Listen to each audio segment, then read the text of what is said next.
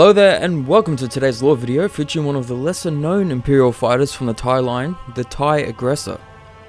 The Tie Aggressor starfighter built by Sienna Technologies was a multi-role superiority starfighter slash strike fighter and was built as a hybrid fighter bomber. Like most other starfighters in the Tie series, the Aggressor sacrificed having any shields and armor for firepower and maneuverability. It was very strong in its multi-purpose mission profiles, but was found to be more expensive than the specialist fighters like the Tie Interceptor or the Tie Bomber. And Aggressor pilots required more training as well.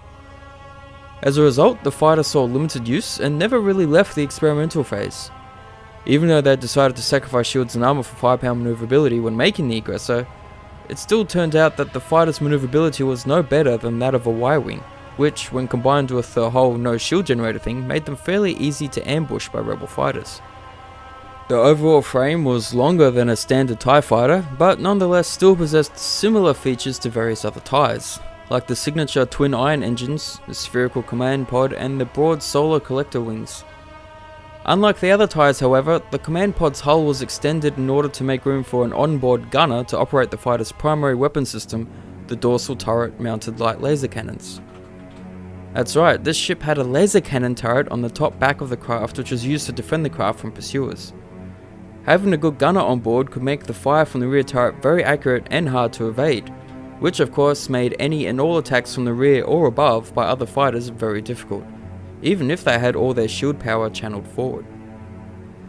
Many of the pilots of TIE Aggressors were trained to pretty much skirt the outer edges of a combat zone, letting their gunner take shots at any and all enemy fighters that were currently engaging other Imperial craft. And if they suddenly found themselves being pursued by any enemy fighters, the pilot would simply fly away from the combat zone, exposing the pursuer to the rear turret. And while this is happening, the Aggressor's wingmate would just simply fall in behind the pursuing fighter.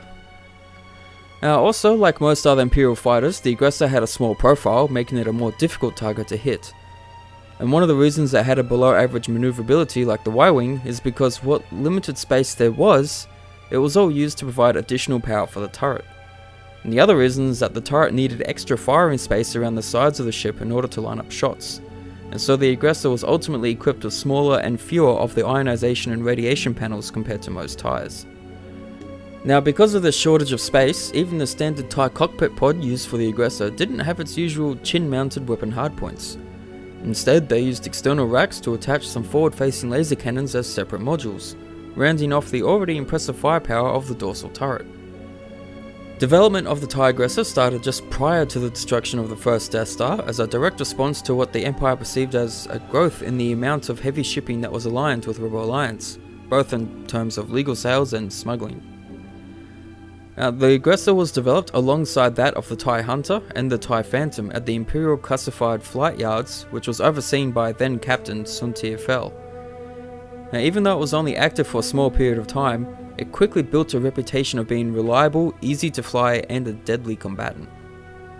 Because of its distinct properties, the Aggressor was usually a favourite for Imperial pilots who were free-spirited and enjoyed longer missions away from base. The Aggressor saw some use with the famous Onyx Squadron, with several being dispatched on a mission to some unnamed stormy planet, and they also saw some use in the Outer Rim, harassing rebel shipping, and as a result, they built up quite an infamous reputation among the various rebel fighter pilots and freighter captains who encountered them. And that's the TIE Aggressor in a nutshell, so thanks for watching, I hope you enjoyed the video, I'll talk to you all on the next one, and until then, may the Force be with you.